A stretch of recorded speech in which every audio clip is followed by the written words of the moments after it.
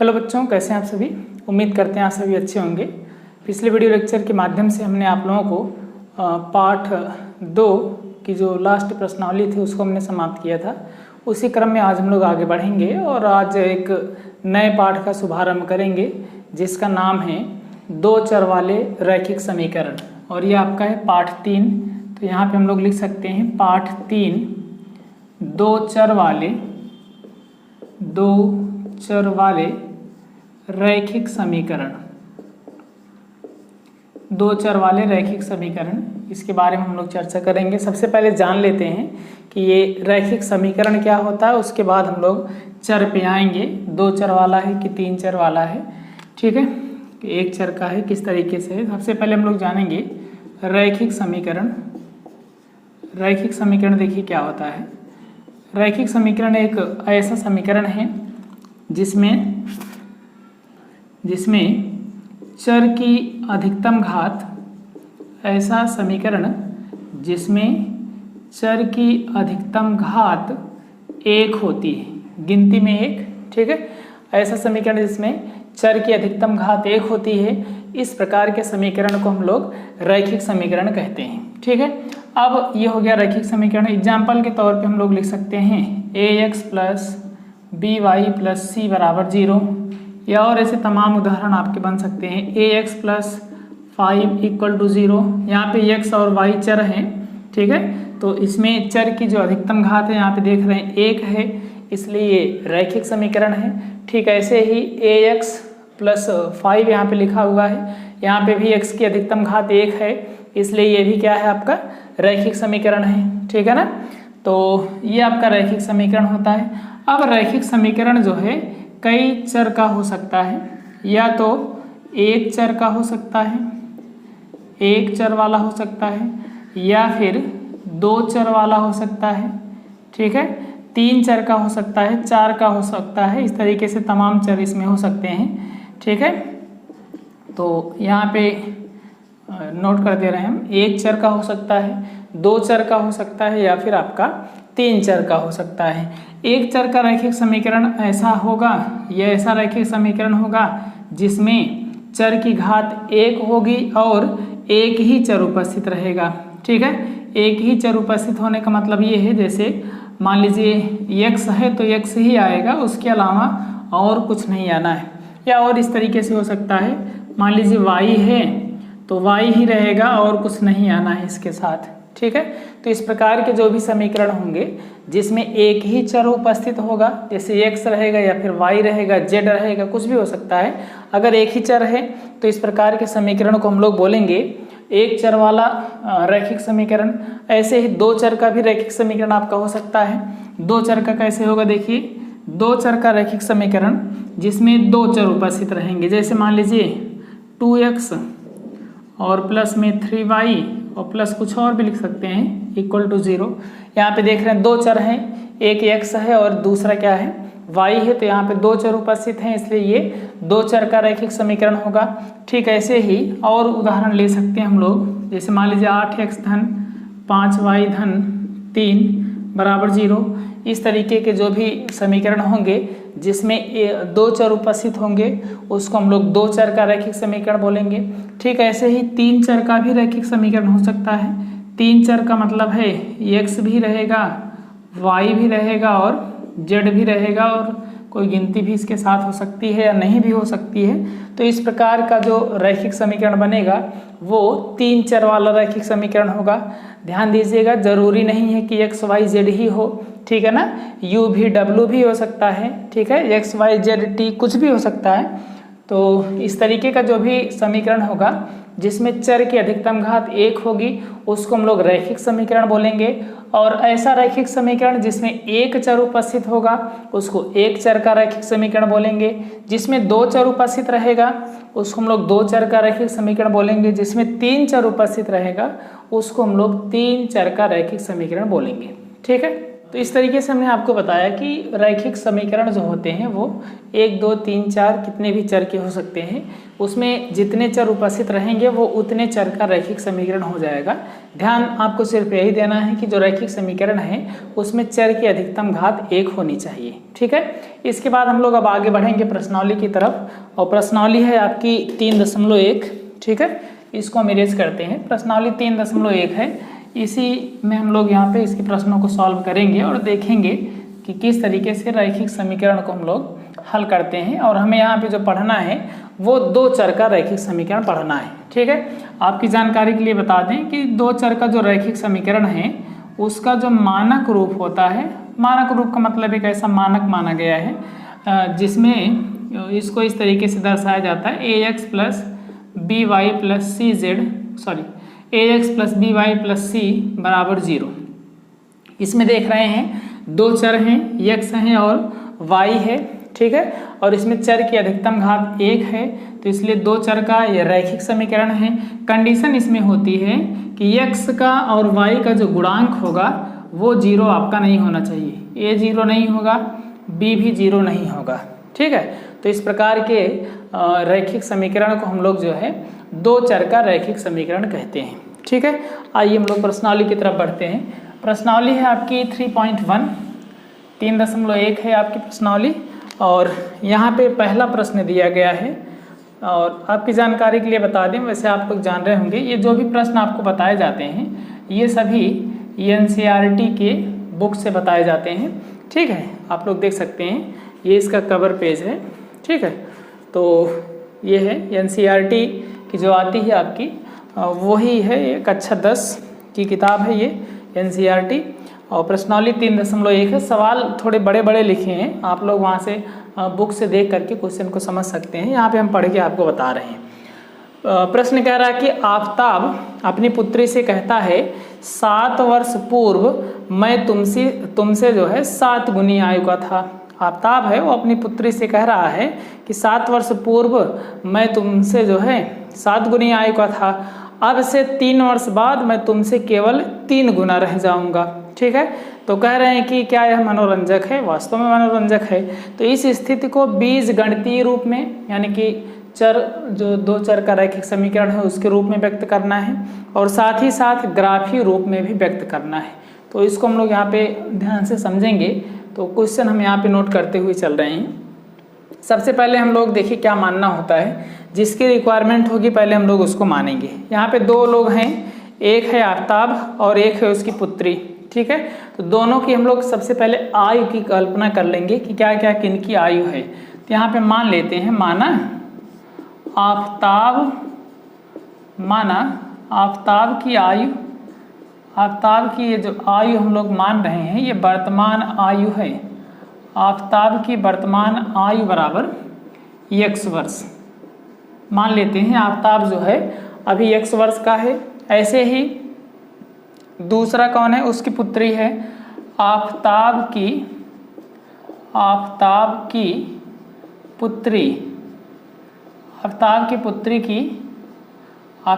पुत्री की वर्तमान आयु बराबर मान लेते हैं हम लोग क्या है? y वर्ष है। ठीक है, अब प्रश्न को समझिएगा। प्रश्न में कह रहा है कि 7 वर्ष पूर्व, देखिए ये वर्तमान आयु है, अभी x साल के हैं, ये दूसरा y साल के हैं। ठीक है, तो अगर 7 वर्ष पहले हम लोग चलेंगे तो 7 उसमें से माइनस करना पड़ेगा। तो सबसे पहले हम लोग यहाँ से निकाल लेते हैं 7 वर्ष पूर्व।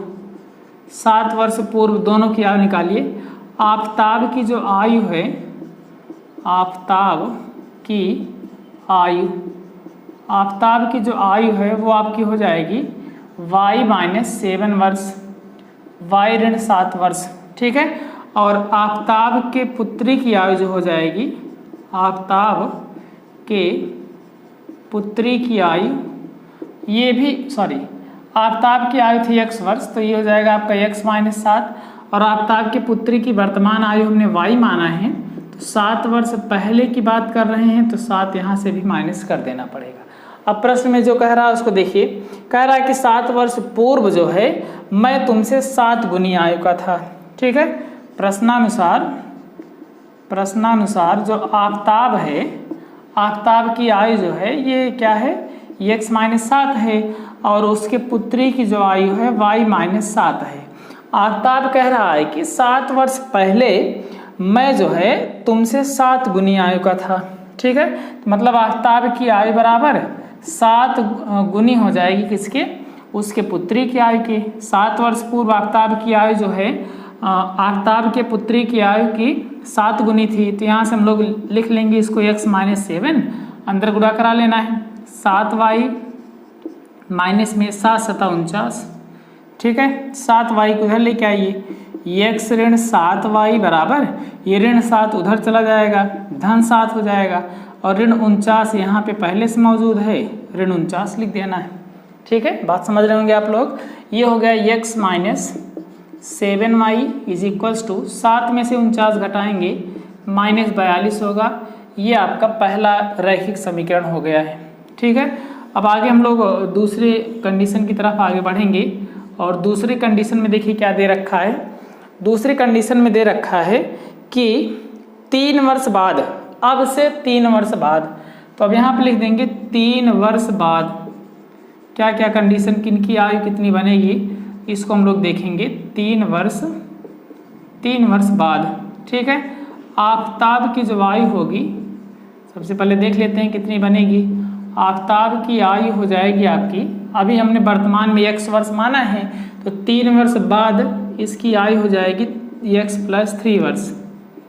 ठीक है, आफताब की आयु कितनी हो जाएगी, x + 3 वर्ष, यानी कि 3 साल और बढ़ जाएगा। 3 साल बीतने के बाद ऐसे उसके पुत्री की आयु, आफताब के पुत्री की आयु बराबर कितना हो जाएगा, y + 3 वर्ष, y + 3 वर्ष। बात समझ में आ रही होगी आपको।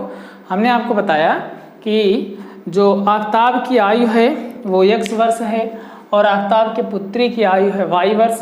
तो 3 वर्ष पहले की अगर हम लोग बात करेंगे तो आफताब की आयु हो जाएगी, 3 वर्ष बाद की बात अगर हम लोग कर रहे हैं तो आफताब की आयु में 3 जुड़ जाएगा, ऐसे ही उसके पुत्री की आयु में भी 3 प्लस कर देना है। ठीक है, अब प्रश्न देखिए क्या कह रहा है।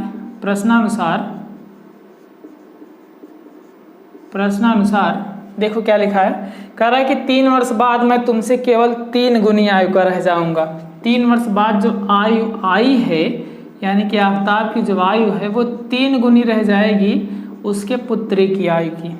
आफताब की आयु बराबर 3 गुनी किसकी, उसके पुत्री की आयु की। ठीक है, अंदर गुणा करा लेना है। x + 3 is equals to 3y + 3 × 9, y को इधर लेके आना है, 3 उधर लेके जाना है, तो ये हो जाएगा x - 3y बराबर 9 में से 3 माइनस कर देना है। ठीक है, तो ये आपका बन गया x - 3y बराबर 6। ये हो गया समीकरण नंबर 2। पहला और दूसरा जो समीकरण है यही आपका रैखिक समीकरण को दर्शा रहा है। आगे आपसे पूछा है कि इसको बीजगणितीय रूप में लिखिए, तो हमने बीजगणितीय रूप में लिख दिया है। अब इसको ग्राफीय रूप में लिखना है। ठीक है, तो ग्राफीय रूप में लिखने के लिए यहाँ पे देखिए हमें क्या करना पड़ेगा। ग्राफीय रूप में लिखने के लिए हमें सबसे पहले जो है ग्राफ बनाना पड़ेगा। ग्राफ बनाना है तो यहाँ पे लिखेंगे, देखिए सबसे पहले समीकरण 1 से हम लोग देखेंगे। समीकरण 1 से, समीकरण 1 में देखिए क्या दिया हुआ है, x - 7y बराबर -42। ठीक है, x - 7y बराबर कितना, 42। इसके लिए कंडीशन क्या लगाते हैं हम लोग, पहले आप लोग समझ लीजिए। सबसे पहले हम लोग जो है y की जगह पर 0 रख के x का मान निकालते हैं, उसके बाद x की जगह पर 0 रख के y का मान निकालते हैं। 2 बिंदु प्राप्त होते हैं, उन्हीं दोनों बिंदुओं को x अक्ष और y अक्ष पर रख करके मिला दिया जाता है, वही उसका ग्राफीय रूप हो जाता है। तो सबसे पहली कंडीशन हम लोग यहाँ पे अप्लाई करेंगे, y बराबर कितना, 0। इसी में y बराबर 0 रखिए, तो ये हो जाएगा x - 7 × 0 माने 0 बराबर -42। तो यहाँ से क्या हो गया, x बराबर -42। ठीक है, अब दूसरी कंडीशन हम लोग लगाएंगे। दूसरा हमने आपको बताया x बराबर 0 पर चेक करना है। x बराबर 0 रखिए, इसमें ये हो जाएगा 0 ऋण 7y बराबर -42। -7 से इसमें भाग कर देंगे, y बराबर कितना आ जाएगा, 6 आ जाएगा। तो यहाँ से हमारा 2 पॉइंट बन गया। पहला पॉइंट यहाँ से बन रहा है, पहला जो पॉइंट है वो आपका बन रहा है -42, 0 और दूसरा जो पॉइंट है वो आपका बन रहा है 0, 6। ठीक है। अब ऐसे ही समीकरण 2 से देख लेते हैं। समीकरण 2 से दूसरे समीकरण में देखिए क्या दे रखा है। दूसरा समीकरण दिया है x - 3y = 6। वही लगाना है फिर से, y = 0 रखेंगे, y = 0 रखिए तो हो जाएगा x - 0 = 6। तो x बराबर कितना आ गया 6। तो यहाँ से बिंदु आपका बन जाएगा x का मान, उसके बाद y का मान 6, 0। ठीक है। ऐसे ही x = 0 रख देना है। x = 0 पर x = 0 रखिए इसमें दूसरे समीकरण में, 0 - 3y = 6। ठीक है। -3 से यहाँ ले जाकर भाग कर देंगे, -2 आ जाएगा। तो इसका जो बिंदु है वो बन जाएगा 0, -2। ठीक है। तो यहाँ पे हमें 4 बिंदु मिले हैं, इन्हीं चारों बिंदुओं से बनाना है।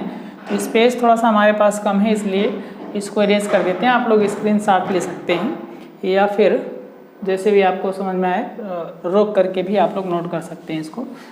आगे देखिए, हमारे पास 4 बिंदु हैं, इन्हीं चारों बिंदुओं को अक्षों पर दर्शाना है, तो इसका ग्राफीय रूप हो जाएगा। ठीक है। तो ग्राफीय रूप के लिए देखिए हमें क्या करना पड़ेगा, यहाँ पे नोट कर देते हैं ग्राफीय रूप, ग्राफीय निरूपण। ग्राफीय निरूपण देखिए किस तरीके से करना है।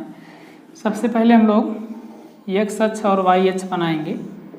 ये आपका है x अक्ष और ये है आपका y अक्ष। ठीक है। ये x अक्ष की ऋण दिशा है और ये है y अक्ष की ऋण दिशा, y'। यहाँ पे बीच में मूल बिंदु होता है जिसको हम लोग 0, 0 लिखते हैं। ठीक है।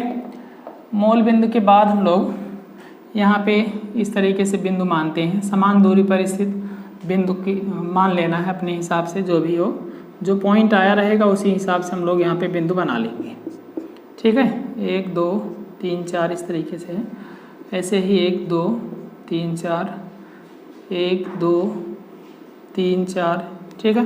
पहले बिंदु की तरफ देखेंगे और बिंदु में क्या क्या आया हुआ है उसको हम लोग देखेंगे। यहाँ पे -42 आया हुआ है, -42, 0 है, यानी कि 42 को हमें दर्शाना पड़ेगा। तो 42 को दर्शाने के लिए x अक्ष किरण दिशा में 42 तक हमें जाना पड़ेगा। तो ये जो यहाँ पे हम लोग गैपिंग मान रहे हैं इसको 10, 10 की मान लेते हैं। ठीक है। तो जल्दी से आसानी से पहुँच जाएंगे। ये जाएगा -10, -20, -30, -40 और भी आगे बढ़ा सकते हैं।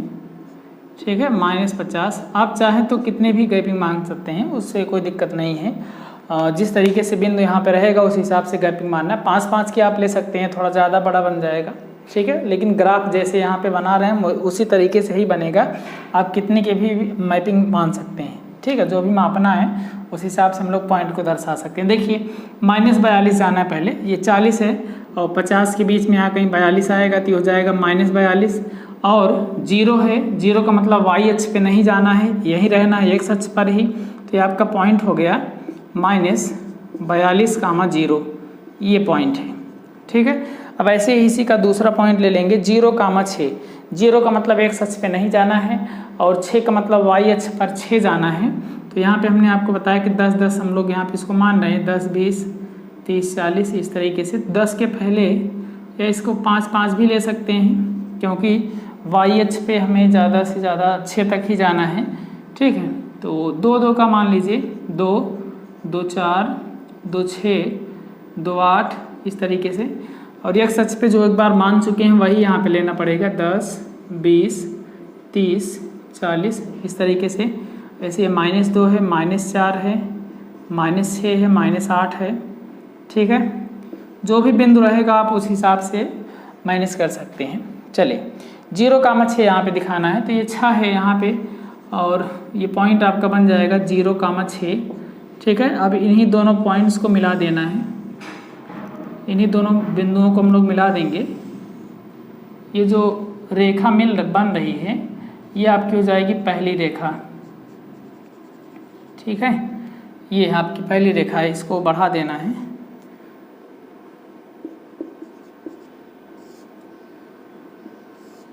ठीक है, ये आपका हो गया, कौन सी रेखा है, पहली वाली है। उसके बाद जो है ऐसे ही दूसरी रेखा को भी बना लेना है। दूसरी रेखा देखिए क्या है, सबसे पहले है 6,0। 6 को हम लोग कहाँ दर्शा सकते हैं, देखिए 6 को हम लोग 0 और 10 के बीच में यहाँ कहीं दर्शा सकते हैं, तो ये हो जाएगा 6,0। ठीक है, और दूसरी रेखा है 0,-2। 0,-2 मतलब ये है। ठीक है, तो ये हो जाएगा 0-2। -2 का मतलब है YH किरण दिशा में जाना है, तो ऐसे खींच देना है इसको भी। ठीक है, आप लोग पटरी से खींचेंगे अच्छे ढंग से, तो ये आपका बन गया।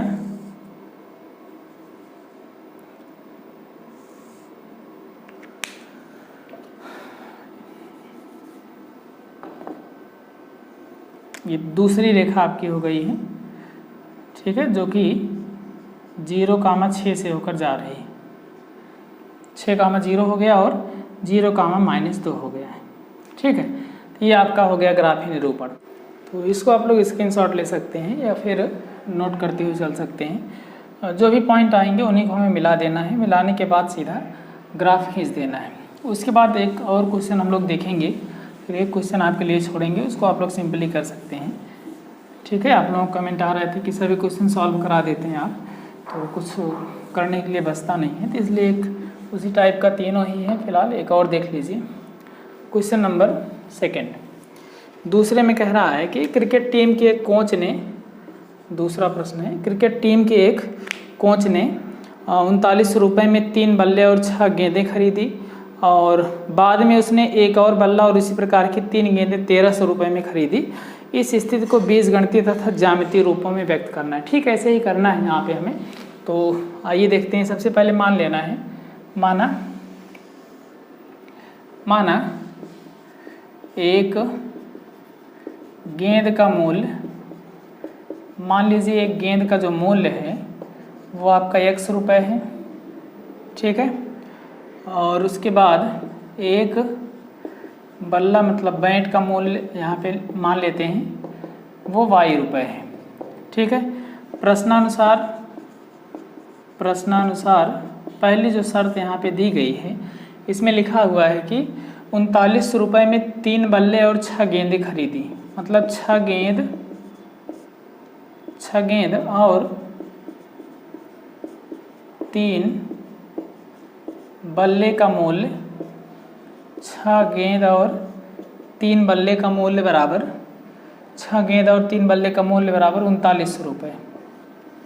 ठीक है, तो एक गेंद का मूल्य है x रुपये, तो 6 गेंद का हो जाएगा 6x, और प्लस एक बल्ले का मूल्य है y रुपये, तो 3 बल्ले का हो जाएगा 3y, बराबर आपका हो जाएगा 39 रुपये।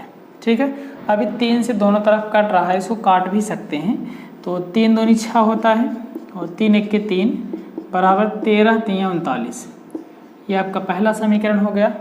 अब पुनः फिर से देखिए क्या कह रहा है, फिर से कह रहे हैं कि उसी प्रकार की 3 गेंदें और उसी प्रकार की जो है बाद में एक और बल्ला और 3 गेंद, यानी कि एक बल्ला और 3 गेंद है, तो यहाँ पर लिख देंगे 3 गेंद व एक बल्ले का मूल्य, 3 गेंद और 3 गेंद खरीदना है और एक बल्ला है, उसका मूल्य जो है वो 1300 रुपये है। ठीक है, तो यहाँ से हम लोग इसको देखेंगे। एक गेंद का मूल्य है x रुपये, तो 3 गेंद का हो जाएगा 3x, और प्लस एक बल्ले का मूल्य है कितना y रुपये, तो हो जाएगा प्लस y बराबर कितना 1300। समीकरण आपका 2 हो गया है। ठीक है, तो वही काम यहाँ पे भी करना है। सबसे पहले हम लोग क्या करेंगे, x का मान 0 रखेंगे, फिर y का मान 0, यही काम दोनों समीकरणों में करना है।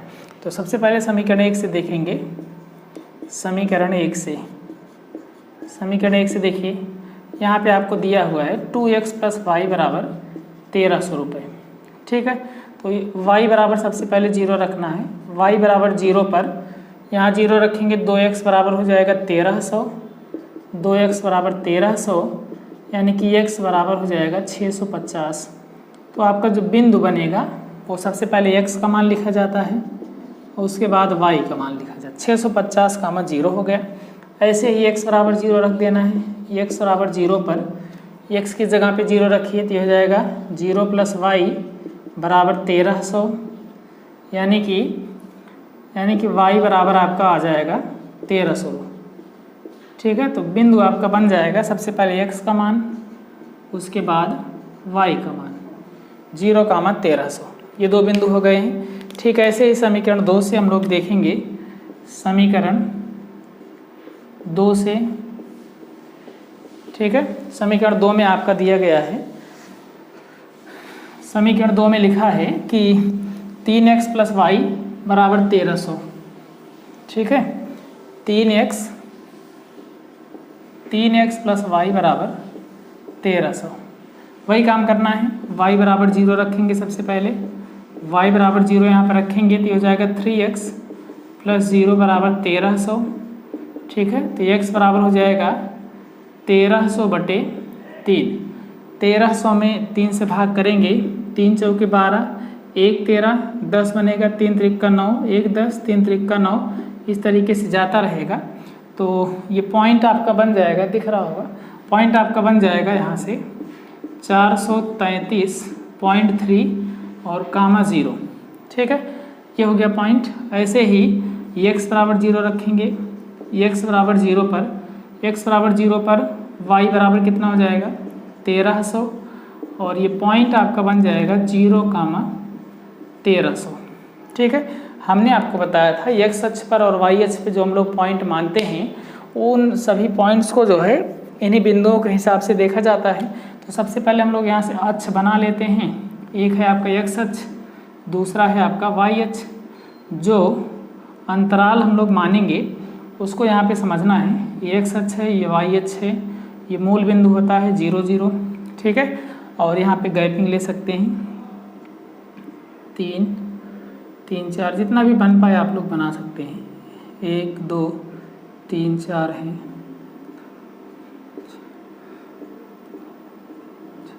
ठीक है, चलिए पॉइंट देखते हैं पहले हमारे पास क्या पॉइंट है। यहाँ पे है 650 और 1300, 400 1300, मतलब कहने का हमें 1300 तक जाना है। अब 1300 तक अगर हमें जाना है तो 10 का मानेंगे तो बहुत बड़ा बन जाएगा, तो हो नहीं पाएगा। 100 का मानेंगे तब भी 13 बनाना है, 13 खाने बनाने पड़ेंगे तब कहीं जाके हो पाएगा। इसलिए हमें क्या करना पड़ेगा, इसको थोड़ा सा और बड़ा मान लेते हैं। बड़ा मतलब इसको हम लोग मान लेते हैं 500। ठीक है, एक खाने को 500 मान लीजिए, दूसरा हो जाएगा 1000, तीसरा हो जाएगा 1500। ठीक है, ऐसे यहाँ पे भी हम लोग मान सकते हैं। इसको मान लेंगे -500, -1000, ऐसे -1500, इस तरीके से मान लेना है। ऐसे ये भी माइनस में ही होगा, -500, -1000। आप अपने हिसाब से भी मान सकते हैं, 400 मान सकते हैं, 300 मान सकते हैं। थोड़ा बड़ा मान मानेंगे ताकि 1300 तक पहुँचने में थोड़ा सुविधा हो। ऐसे हो गया 500, 1000, 1500, इस तरीके से हो जाएगा। चलिए पॉइंट हम लोग पहला लेते हैं। पहला पॉइंट है 650, 0। 650, 0 मतलब x अक्ष की धन दिशा में 650 जाना है। 650 यहाँ कहीं होगा 500 और 1000 के बीच में, और 0 जाना है मतलब और आगे नहीं बढ़ना है। तो ये इसलिए आपका हो जाएगा 650, 0। ये पहला पॉइंट हो गया। ठीक है, उसके बाद जो है दूसरा पॉइंट हम लोग यहाँ पे देखेंगे 0, 1300। 1300, 0 का मतलब x अक्ष पे नहीं जाना है, 1300 का मतलब y अक्ष की धन दिशा में 1300 पे जाना है। तो 1300 जो होगा 1000 और 1500 के बीच में होगा, तो यहाँ कहीं आपका हो जाएगा 1300, यानी कि 0, 1300। इन्हीं दोनों बिंदुओं को मिला देना है। यह आपका हो गया पहली रेखा। ठीक है, पहला समीकरण आपका क्या था, 2x + y बराबर 1300। ये आपका जो समीकरण है ये है 2x + y बराबर 1300 का ज्यामितीय निरूपण है। ठीक है, ऐसे ही हम लोग दूसरी तरफ आएंगे। दूसरे में है 433, 0। 433 जो होगा 500 के थोड़ा पहले होगा, यहाँ कहीं होगा 433.3 और 0। ठीक है, और दूसरा है 0, 1300। 0, 1300 तो यही है, तो अब यहीं से होकर के इसको भी गुजार देना है। ठीक है, ये आपका हो गया। और इसका जो समीकरण है वो आपका है 3x + y = 1300। 3x + y = 1300। बात आप लोग समझे होंगे। हमने आपको बताया कि जो भी पॉइंट्स आपको मिले x = 0 और y = 0 रखने पर उन्हीं दोनों समीकरणों की सहायता से हम लोग रेखाएं खींच देंगे, और जो रेखाएं खींचने के बाद हमें ये ग्राफ मिलेगा वही आपका हो जाता है ज्यामितीय निरूपण। ठीक है, तो एक और क्वेश्चन आपका है, लास्ट क्वेश्चन, और इसमें दिया हुआ है 2 किलोग्राम सेब और 1 किलोग्राम अंगूर का मूल्य 160 रुपये था। 1 महीने बाद जो है 4 किलोग्राम सेब और 2 किलोग्राम अंगूर का मूल्य जो है 300 हो जाता है। तो एकदम सिंपल सा है क्वेश्चन में, आप लोग मान लेंगे 1 किलोग्राम सेब का मूल्य x है और दूसरे का y है, तो 2x + y बराबर हो जाएगा। पहला समीकरण हम लोग यहाँ बना दे रहे हैं, 2x + y = 160 हो जाएगा। ऐसे ही दूसरी कंडीशन में कह रहा है कि 4 किलो सेब और 2 किलो अंगूर, 4 किलो सेब माने 4x, 2 किलो अंगूर माने 2y, और बराबर कह रहा है कि 300 है। ठीक है, सिंपल सा है। इन्हीं दोनों समीकरणों को पहले x = 0 फिर y = 0 रख करके हल करेंगे, फिर दोनों मान यहाँ से निकाल लेने हैं। ठीक है, तो इस तरीके से ज्यामितीय निरूपण आप लोग कर सकेंगे। तो इतना आप लोग पढ़ेंगे, बाकी की जो जानकारियाँ हैं अगले वीडियो लेक्चर में दी जाएंगी। ठीक है, वीडियो में लास्ट तक बने रहने के लिए धन्यवाद।